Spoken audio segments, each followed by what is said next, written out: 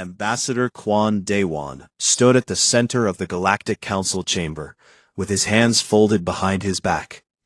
200 alien delegates sat in rising rows around him, their eyes glowing in colors he had no names for. Some had scales, some had fur, some had bodies made of something that looked like smoke trapped inside glass.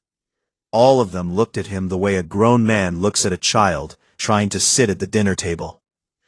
He had been speaking for 11 minutes. He was asking for fair trade routes through a region of space called the Outer Veil. It was a simple request. Human cargo ships needed safe passage. Human colonies needed supplies. He had prepared charts, data, and proposals. He had been polite. He had been patient. He had done everything right.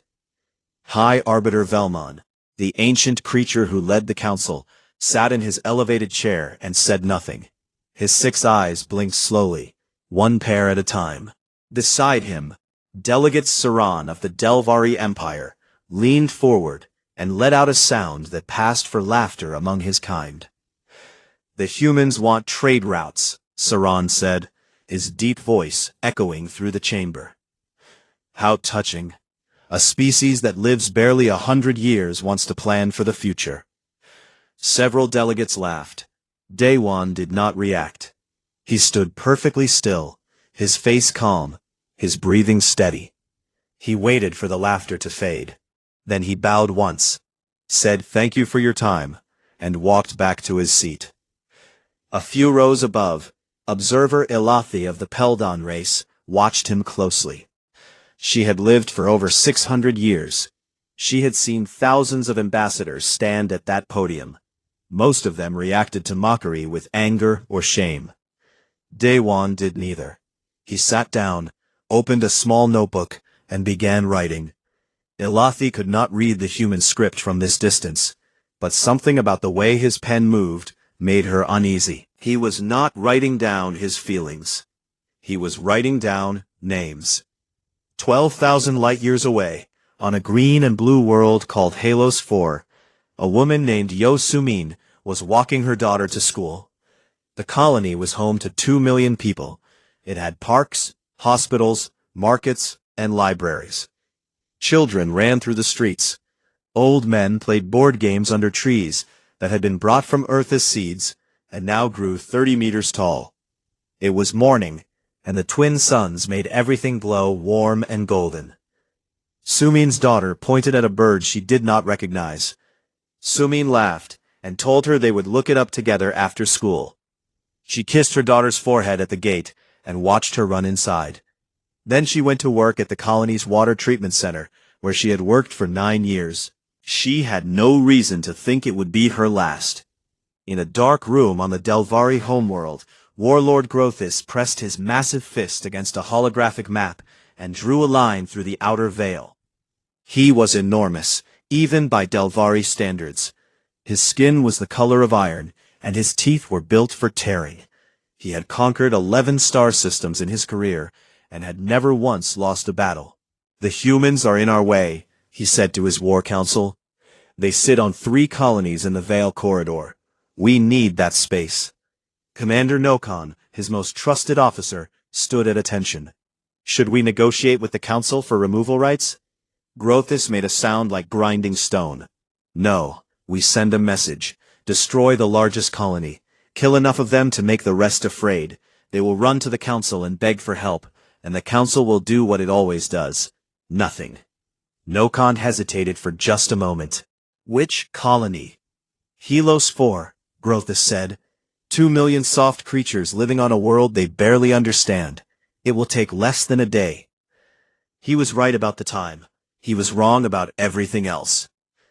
Nokon's fleet arrived at Helos 4 without warning. 47 warships dropped out of faster-than-light travel and filled the sky above the colony like a dark cloud. The colony's defense grid was small. It was designed to stop pirates and asteroids, not an invasion fleet. It lasted 6 minutes. Then the bombardment began. Plasma fire rained from orbit. Buildings collapsed. Streets melted. The water treatment center where Sumin worked took a direct hit in the first wave. The hospital went next. Then the schools. Then the parks where old men had been playing board games under earth-grown trees. The colony managed to send one distress signal before all communications were destroyed. It was a short message, broken and full of static. It said, Helos 4 under attack. Delvari fleet. Civilian population. Please help, please. 6 hours later, the bombardment stopped. 1.7 million people were dead. The remaining 300,000 were left alive in the ruins, burned, broken, and starving. Nokan did not land troops to help them. He did not finish them off either. He left them alive on purpose. Witnesses, Grothes had called them, let them tell the other humans what happens when you stand in the Delvari's way. The distress signal reached Earth 18 hours later. President Yoon Hada was in the middle of a cabinet meeting when her aide walked in without knocking. His face was white. He placed a tablet on the table and pressed play. The room watched in silence. Footage from orbital cameras showed the colony burning. Ground-level recordings showed people running, screaming, falling. A child standing alone in a street filled with ash, calling for a mother who would never answer. A man trying to dig through rubble with his bare hands, his fingers bloody and broken, refusing to stop. No one in the room spoke. No one moved. President Hana stared at the screen until it went dark. Her hands were trembling, but her face was made of stone. She did not cry. She did not shout. She turned to her aide and said 5 words. Get me Admiral Kang.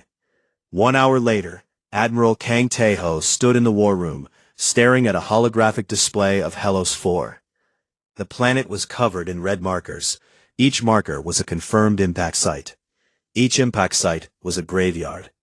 His face showed nothing. No anger, no sadness, nothing at all.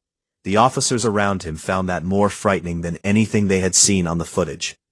Kang studied the display for a long time. Then he spoke, and his voice was quiet and flat, like a man reading numbers from a page. How many ships do they have? No one in the room knew it yet, but the galaxy had just changed forever. The humans were not going to beg. They were not going to file a complaint. They were not going to cry in front of the council and ask for mercy. They were going to do something far, far worse. They were going to be patient. 3 days after the destruction of Helos 4, Ambassador Kwon Dae-won stood at the podium of the Galactic Council for the second time. This time, he was not asking for trade routes. Behind him, a massive holographic screen showed the ruins of a world that had been full of life less than a week ago. The footage played on a loop. Burning streets, collapsed buildings, a child's shoe sitting alone in a field of ash. The chamber was quiet, but not in the way that meant respect. It was the quiet of discomfort. The delegates shifted in their seats. Some looked away from the screen. Others watched, but with the distant expression of creatures who had seen worse and survived it. Dae-won spoke clearly and without emotion. He presented the evidence. He named the Delvari fleet. He listed the number of dead. 1.7 million. He said the number slowly, letting each word fill the chamber. Then he made his request. He asked the council to condemn the Delvari Empire. He asked for sanctions. He asked for justice. High Arbiter Velmon listened with all 6 eyes half closed. When Dae-won finished, Velmon spoke in his low, ancient voice. The council recognizes the tragedy at Helos 4. We express our deep regret.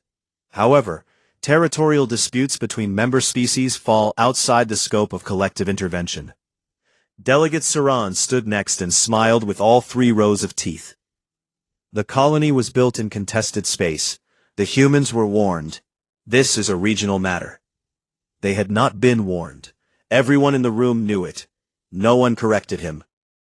The vote was called. 142 delegates voted against intervention. 58 voted in favor. It was not even close. Dae-won listened to the result. He did not argue. He did not raise his voice. He stood, straightened his jacket, and looked at the chamber one final time. Then we will handle it ourselves. I want this moment on the record. He walked out.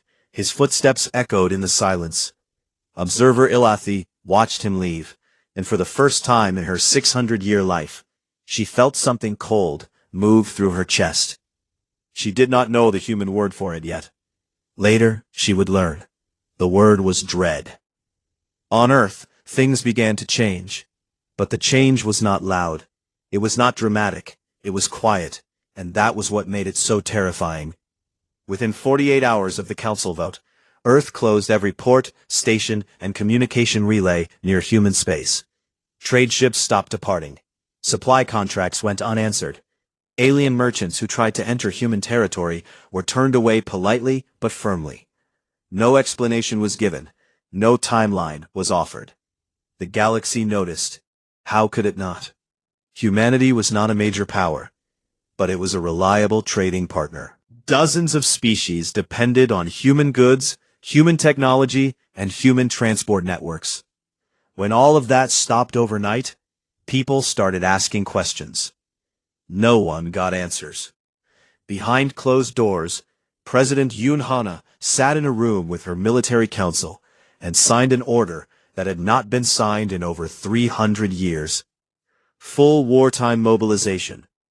Every shipyard on Earth and its colonies shifted production to warships. Every factory that made civilian goods began making weapons. Every military academy canceled leave and began accelerated training. Reservists were called up. Scientists were reassigned. The entire machinery of human civilization turned, slowly and deliberately, toward a single purpose: war. In a classified laboratory buried deep beneath the surface of Earth's moon, Dr. Oh Minji received a visit she had been dreading. Admiral Kang Tae-ho walked into her lab without an appointment. He was accompanied by 2 officers carrying sealed briefcases. Minji knew what was inside before they opened them. Authorization codes for Project Voidfire. Voidfire was Minji's life's work and her greatest nightmare. She and her team had spent 15 years developing a weapon that could destabilize the core of a star. A directed gravitational pulse, fired at precisely the right frequency, could trigger a chain reaction inside a stellar body. The star would collapse, then erupt in a controlled explosion. Everything within a calculated radius would be destroyed. It was the most powerful weapon any species in the galaxy had ever built, and no one outside of Earth's highest clearance levels knew it existed. It was never supposed to be used. It was a theory, a deterrent, a locked door that everyone agreed should never be opened. Minji looked at Kang and shook her head. Admiral, this weapon was built as a last resort. We cannot simply... He reached into his coat and pulled out a photograph. It was printed on real paper, not displayed on a screen. He placed it on the table in front of her. It showed a school on Helos 4. The left half of the image was bright and full of color, with children playing in a green yard under a golden sky. The right half was black. Ash. Nothing. Minji stared at the photograph for a long time. Then she picked it up, placed it in her pocket, and went back to work. Meanwhile, in the cold black of deep space, Captain Baek-joon stood on the bridge of the ESS Iron Ghost and read his orders for the 3rd time. The Iron Ghost was Earth's most advanced stealth destroyer. It was built with materials that absorbed every known form of sensor radiation. It made no heat signature, it produced no energy wake. To the rest of the galaxy, it did not exist. Joon's mission was simple in concept and insane in execution. He and his crew were to take the Iron Ghost deep into Delvari space, past their defense lines, past their patrol fleets, past everything. They were to map every military installation, every supply depot, every shipyard, and every weakness in the Delvari Empire's war machine. They were to do this without being detected. If they were caught, Earth would deny their existence. Joon handed the briefing tablet to his second-in-command, Lieutenant Commander Shin Nari. She read it in silence. When she finished, she looked up at him. "They killed our people," she said, "and they thought we would file a complaint." Joon almost smiled. "Then let's teach them how humans file complaints." The Iron Ghost slipped out of Earth's orbit without a sound, and vanished into the dark. Across the galaxy, the silence from human space grew louder by the day. Other species began to worry. The Peldans sent diplomatic inquiries. The Rathani asked for trade updates. The Virali, who had fought alongside humans in a border skirmish years ago, sent a private message asking if Earth needed help. All of them received the same polite, empty response. "Thank you for your concern. We are managing our affairs internally." Ilithy, unable to shake the feeling in her chest, contacted Daewon directly through a private channel. She asked him plainly, "What is Earth planning?" Daewon's reply came after a delay of exactly 1 hour. It was 3 words long. "We are grieving." Ilithy read the message 7 times. She did not believe it. Grieving species wept and held memorials, and asked for help. They did not go silent. They did not close their borders. They did not disappear. Something was coming. She could feel it the way old creatures feel a storm before the sky changes color. 2 weeks after the fall of Helos 4, a Delvari scout ship patrolling the edge of the outer veil detected a faint energy spike on its sensors. It lasted less than a second. The officer on duty noted it in his log and marked it as a minor sensor error, probably caused by background radiation from a nearby nebula. It was not a sensor error. It was the Iron Ghost, passing within 300 meters of the scout's hull, close enough to read the serial numbers on its armor plating. Nari had mapped the ship's entire weapons array in the time it took the Delvari officer to blink. The humans were already inside. The first blow came without warning, without mercy, and without sound. At exactly the same moment, across 3 different star systems, 14 Delvari supply depots exploded. The attacks were simultaneous to the second, as if a single hand had pressed a single button and erased them all at once. Fuel reserves that had taken decades to stockpile burned in an instant. Weapons meant for 1,000 warships melted into floating scrap. Communication relays that connected the Delvari frontline to their homeworld went dark.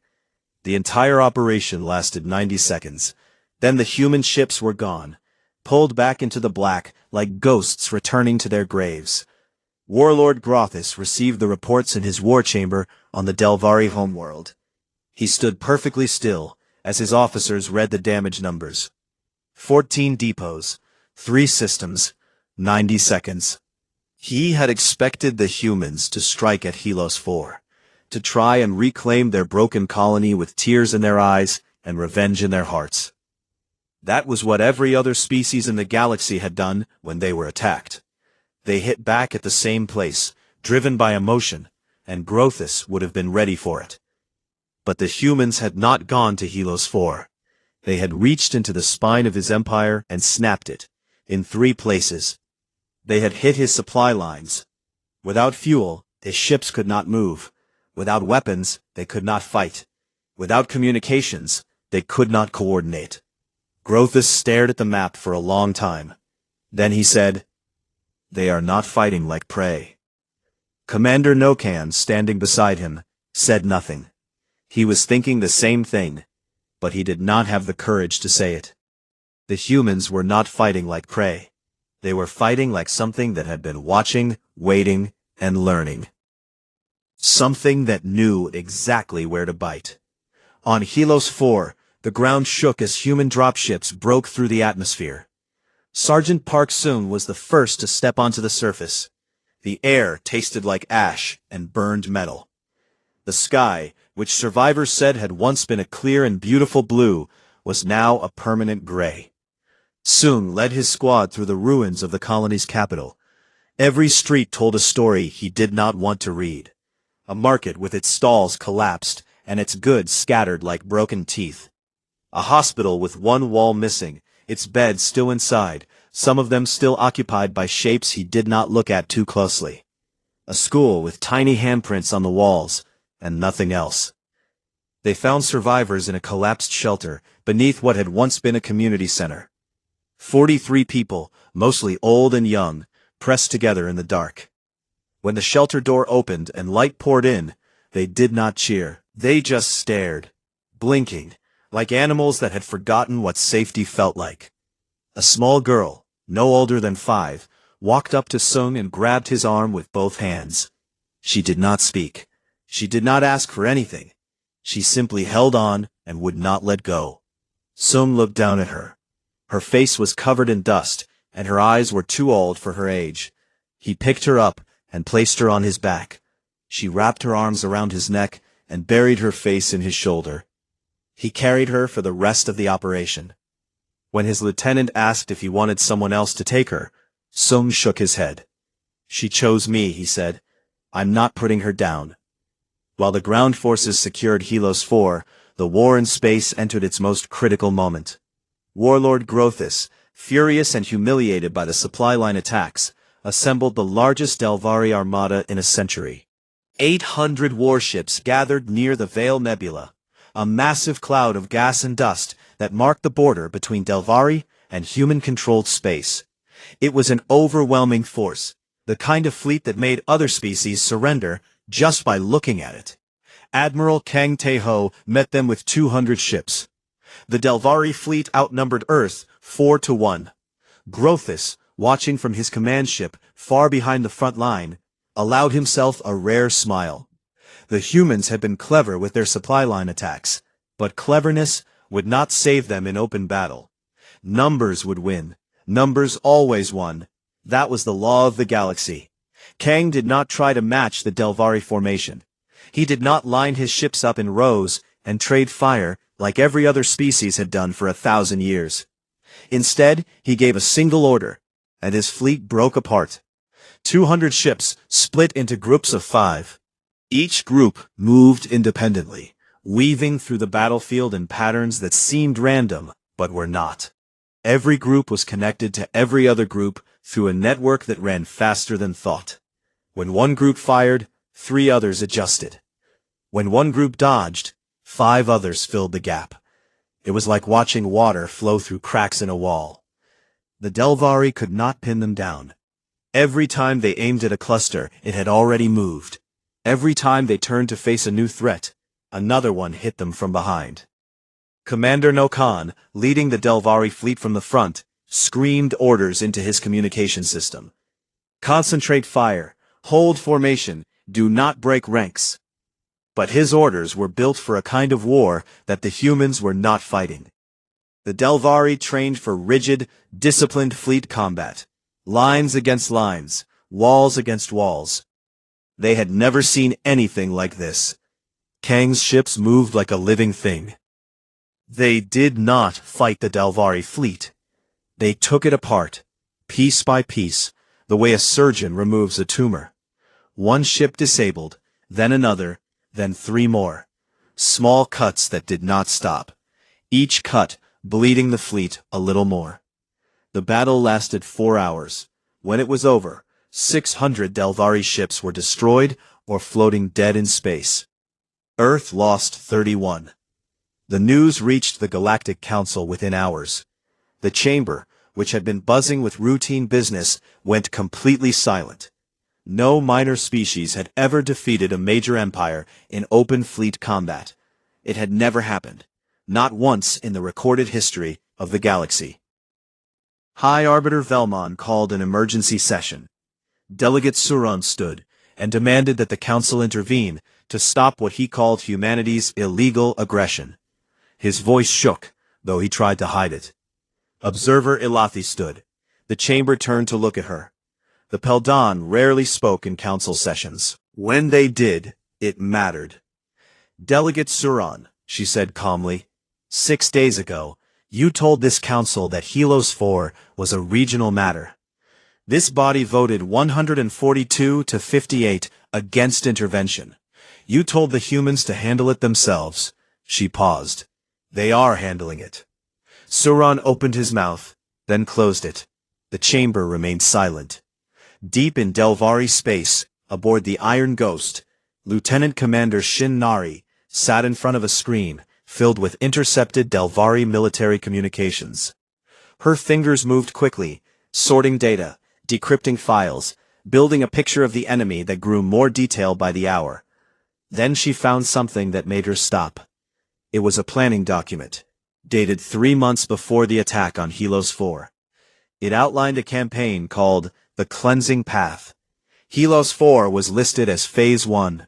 There were 3 more phases, 3 more human colonies, 3 more attacks, 3 more planned massacres of millions of civilians. Helos 4 was not a one-time act of aggression. It was the beginning of a systematic extermination of human presence in the outer veil. Nari's hands went cold.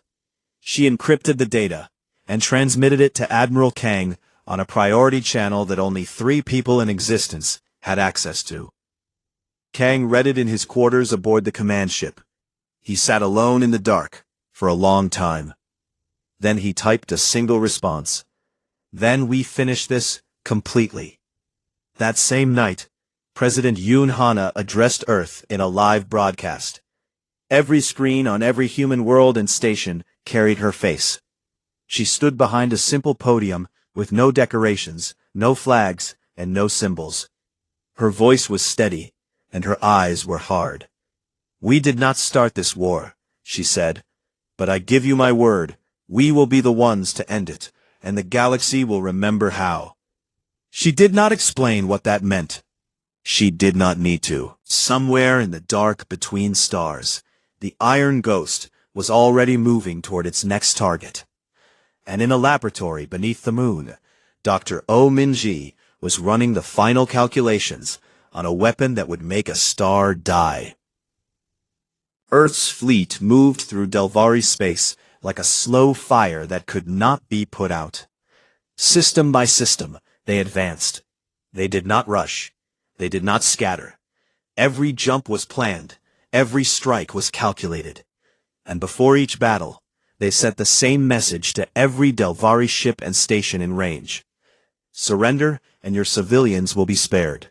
Resist, and your military will not survive. Some commanders surrendered.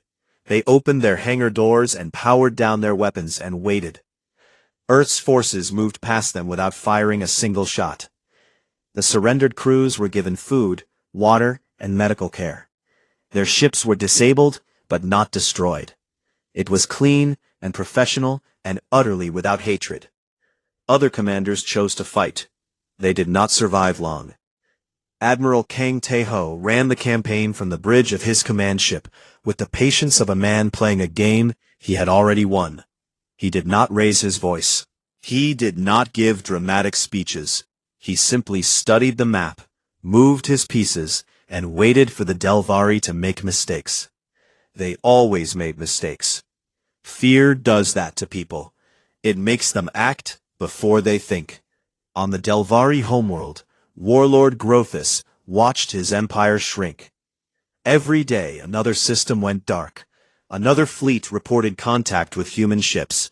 Another supply line was cut. His officers brought him reports with trembling hands, and he crushed the tablets they were written on, one after another, until his desk was covered in broken glass and metal. He made his decision on a cold morning, standing alone in his war room. He would not run.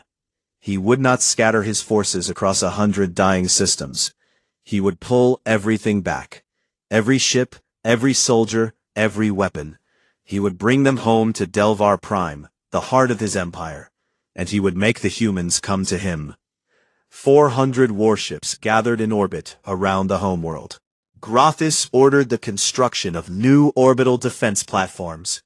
He activated the planetary shield generators that had not been powered on in 2 centuries. He turned Delvar Prime into a fortress, layered with guns and armor and the desperate fury of a cornered animal. Then he sent a message to the galaxy. His voice was deep and full of forced confidence. The humans have fought well in the empty spaces between stars. But space is not where wars are won.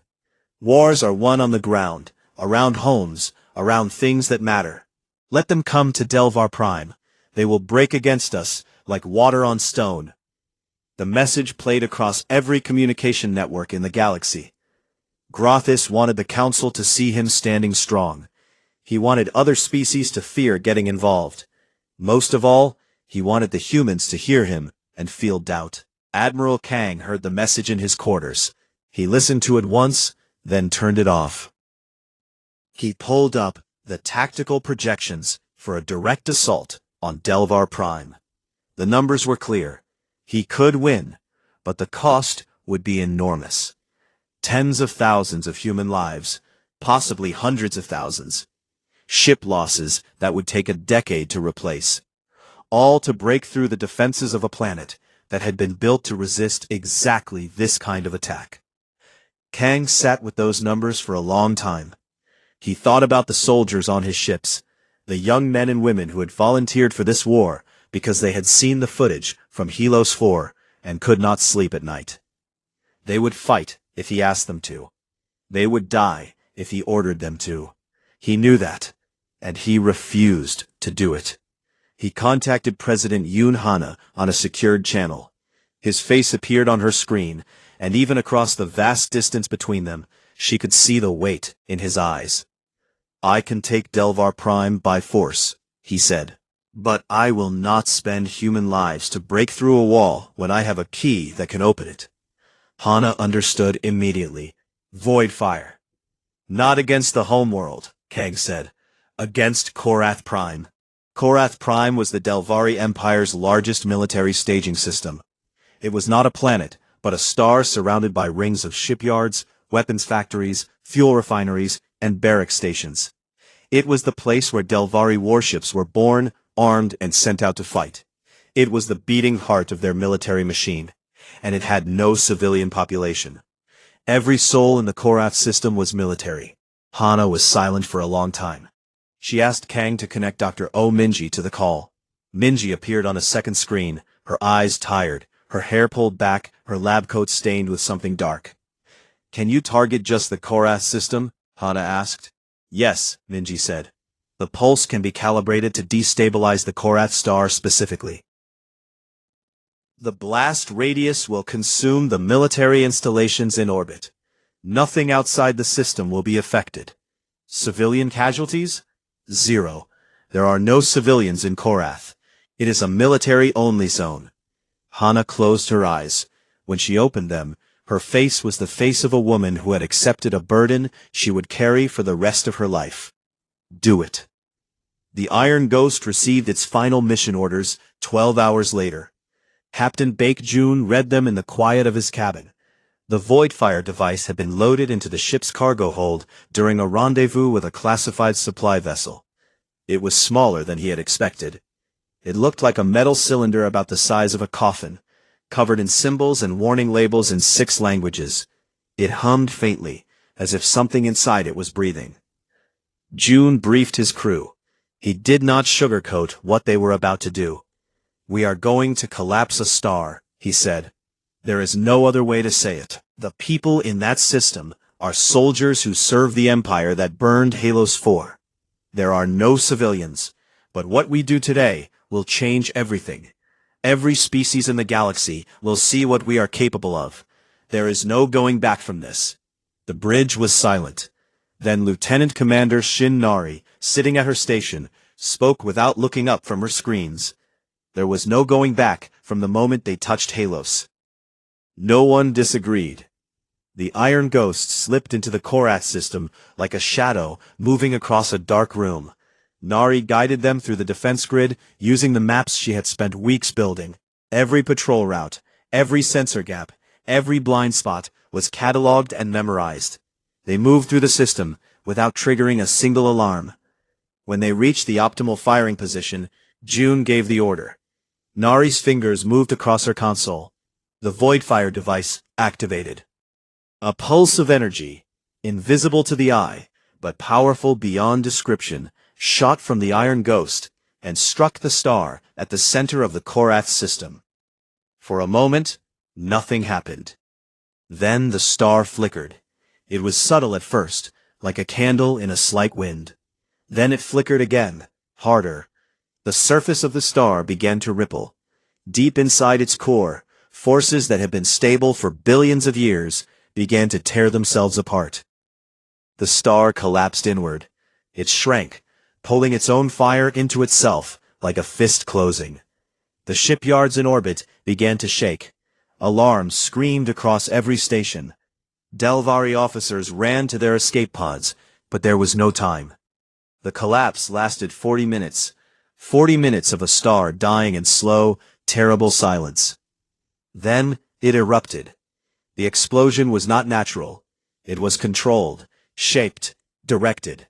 A wave of fire and energy burst outward from the dead core and consumed everything in the system. 2,000 warships were vaporized in seconds. Dozens of shipyards, each one the size of a small moon, were turned to dust. Weapons factories that had produced arms for a century were erased as if they had never existed.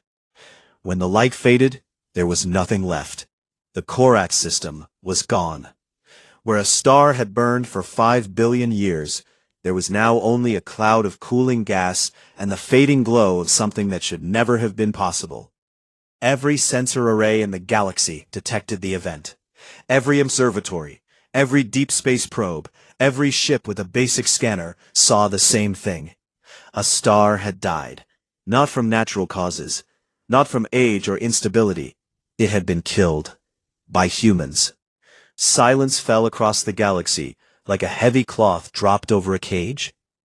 Communication channels that were normally filled with chatter went quiet.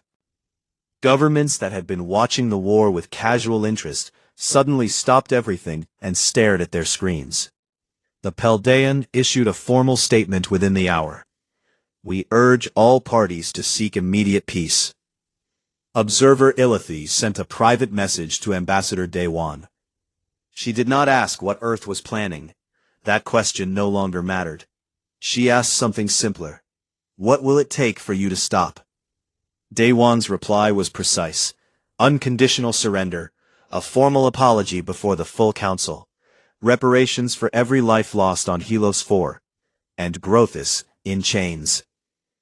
On his flagship above Delvar Prime, Warlord Grothis stood at the viewport and watched the sensor data scroll across his screen. The light from the dead star of Korath Prime, already hours old by the time it reached him, reflected in his dark eyes. He pressed them flat against the console to make them stop, but they would not. He had called the humans water. He had said they would break against stone. He had been wrong. Water does not break against stone. It goes around it, under it, and through it, and given enough time and enough force, it wears the stone down to nothing. It was not Grothis who surrendered. It was his own generals. 3 days after the death of Korath Prime, 12 of the Delvari Empire's highest-ranking military officers walked into Grothis's war chamber and told him it was over. He roared at them. He threw a chair across the room. He called them cowards and traitors, and every foul word his language had a name for. But the generals did not leave. They stood in a line and waited for him to finish, and when his voice finally broke, they told him again. It was over. The terms were accepted. Every ship in the Delvari fleet powered down its weapons. Every station opened its doors. Grothis was placed in restraints made from a metal he did not recognize, something humans had built specifically for the occasion, and escorted to a shuttle. The shuttle carried him to the ESS Iron Ghost. Captain Bake June stood at the airlock and watched them bring Grothis aboard. His shoulders nearly touched both sides of the corridor. His iron-colored skin was dull and cracked, as if the fight had drained something out of him that went deeper than energy. He towered over every human on the ship by at least a full head, but he did not meet June's eyes, not once. They'd placed him in a holding cell that had been prepared with care. It was clean, well lit, and had a bed large enough for his body. There was water and food waiting for him. June had ordered it himself. He did not hate Grothis. He did not feel anything toward him at all. The warlord was a problem that had been solved, nothing more. Nari watched the whole thing from the bridge on the security feed. She said nothing. She had not said much since Korath Prime. None of them had. 1 week later, The full Galactic Council assembled for what would become the most remembered session in its history. Delegates who had not attended a session in decades made the journey.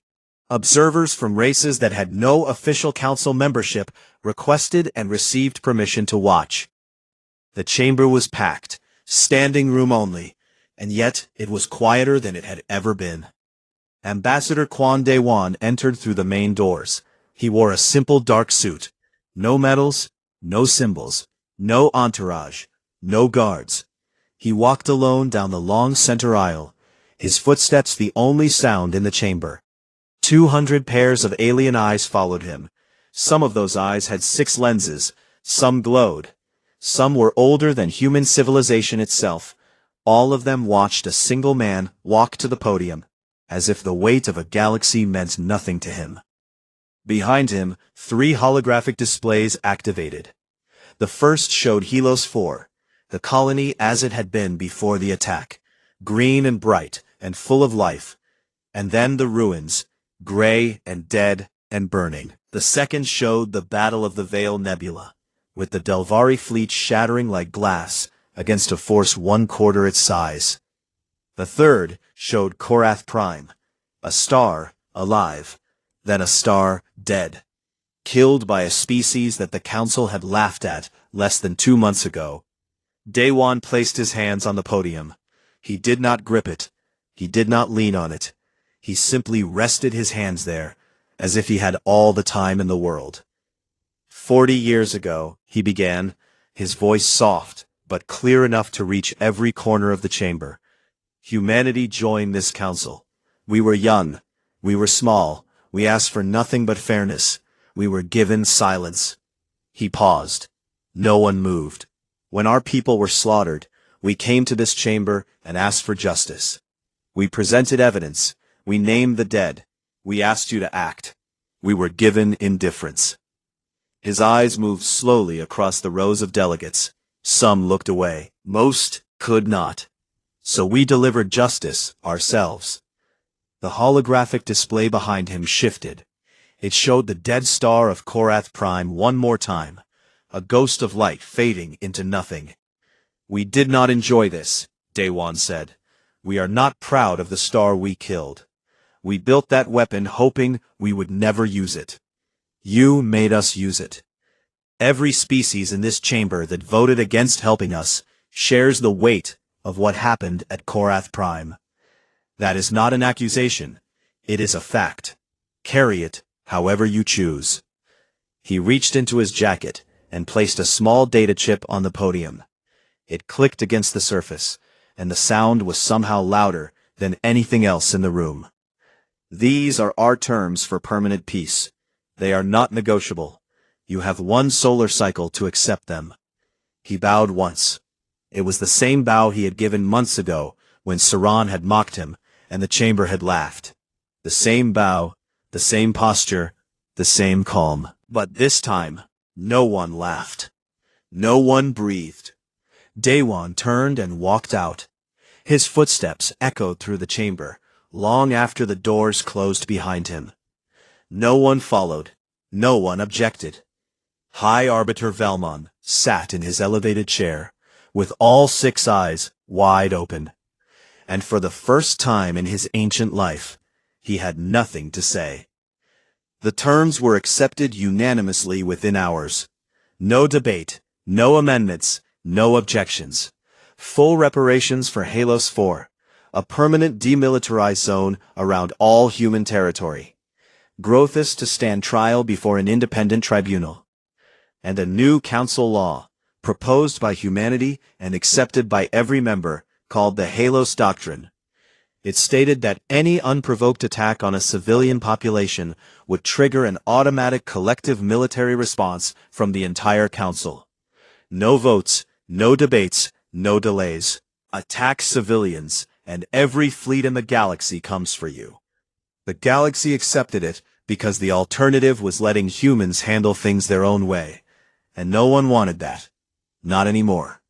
In the weeks that followed, the war ended quietly.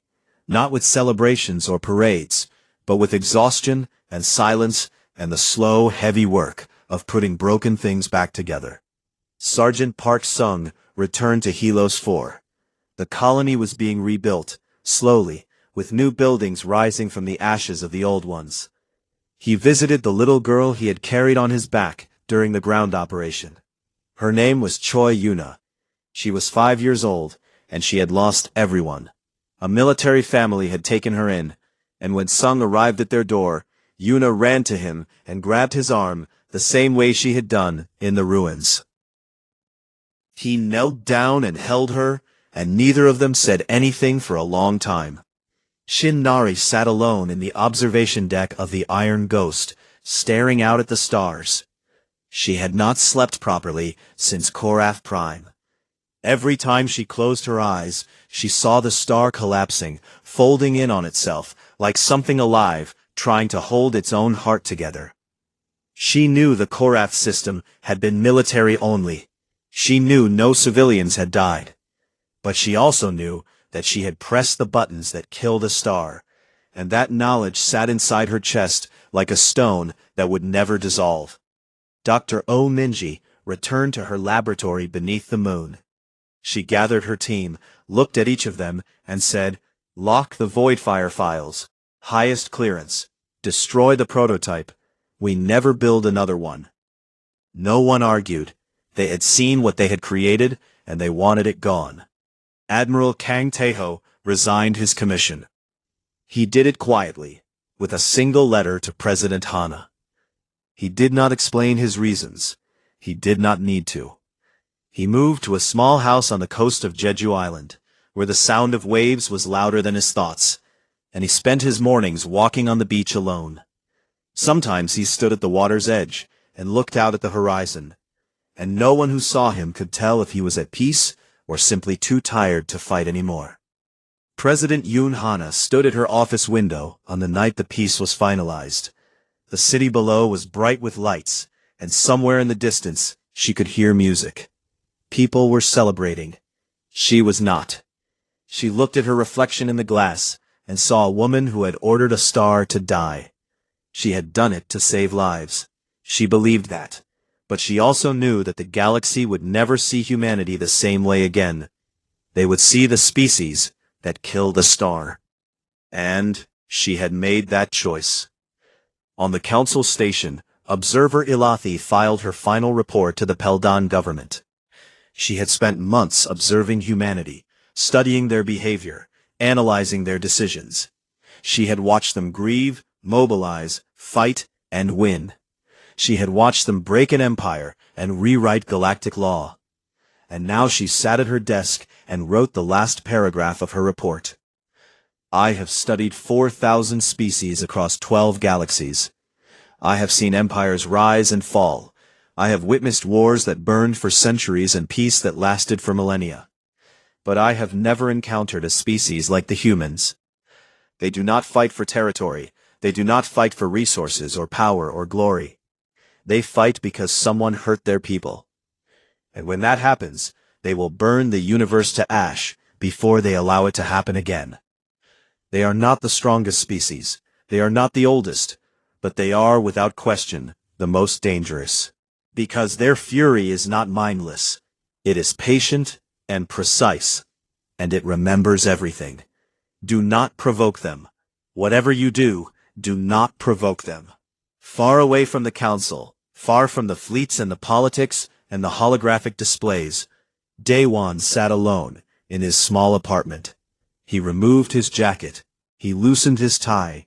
He poured himself a glass of something strong and sat at his desk. On the desk was a framed photograph of a young woman with a bright smile and kind eyes, his younger sister. She had lived on Helos 4. She had been a teacher at the school with the tiny handprints on the walls. She did not survive. He looked at her picture for a long time. He did not cry. He had cried already, alone, in the dark, on nights when no one could hear him. Now he simply looked at her and let the silence sit between them like a conversation that would never end. Then he set down his glass, and he began writing a new proposal for the council. A humanitarian aid initiative for displaced populations across the galaxy. Not just human populations, all populations. every species that had ever lost a home and had no one to help them rebuild. Because that is what humans do. They grieve, they rage, they destroy when they must. And then, when the fire dies down and the smoke clears, they pick up their tools and start building again. Not just for themselves, for everyone. 200 years later, a historian researching the Galactic Council's archive found a single entry in the records. It was a footnote, buried deep in a file about interspecies military law. It read, "The Helos Doctrine has never been invoked. No species has attacked a civilian population since its ratification." When asked why, most ambassadors give the same answer. Because we remember what the humans did, and we would rather not find out what they would do next. The footnote had no author, but someone at some point had added a small annotation in the margin. It was written in Korean, in handwriting that was neat and careful and steady. It said, "For Helos, for everyone we lost, we remember."